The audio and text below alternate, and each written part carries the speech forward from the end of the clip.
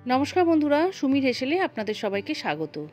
আজ আপনাদের সঙ্গে শেয়ার করব মোরলা মাছের টকের রেসিপি। এই গরমের দিনে মোরলা মাছের টক খেতে কিন্তু ভীষণ ভালো লাগে, আর খুব সহজভাবেই চটপট এই মোরলা মাছের টক বানিয়ে নেওয়া যায়।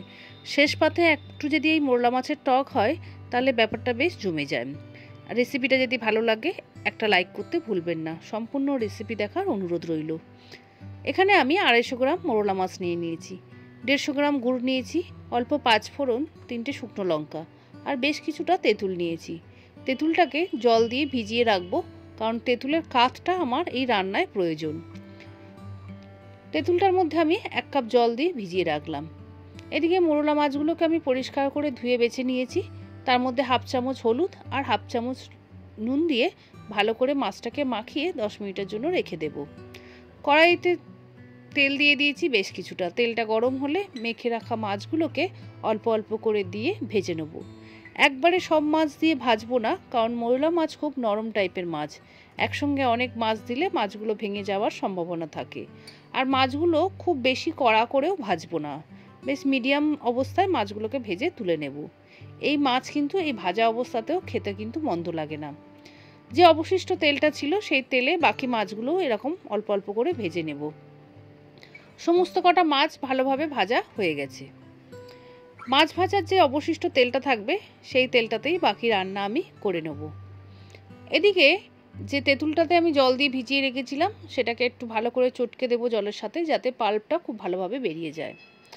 তেলটা গরম আছে, আর এই গরম তেলের মধ্যেই আমি সামান্য 5 ফোড়ন আর 3টে শুকনো লঙ্কা ফোড়ন দিলাম। দিয়ে দিলাম 1/2 চামচের মতন নুন, নুনটা আপনারা স্বাদ মতন দেবেন।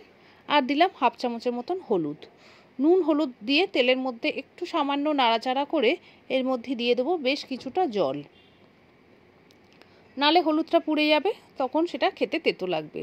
জল দিয়ে ভালো করে নাড়িয়ে চাড়িয়ে ঝোলটাকে ফুটতে দেব। এই সময়ে এর মধ্যে দিয়ে দেব যে তেঁতুলের পাল্পটা বার করে রেখেছিলাম, মানে ভিজিয়ে রেখেছিলাম, সেটাকে ভালো করে চটকে নিয়ে শুধু পাল্পটা তেঁতুলের এর মধ্যে ঢেলে দেব।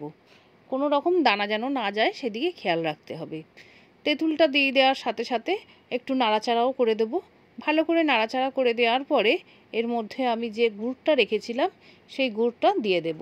আপনারা এখানে চাইলে বাতাসা কিংবা চিনি ব্যবহার করতে পারেন, তবে গুড় দিলে কিন্তু তার স্বাদ একটু বেশি ভালো হয়।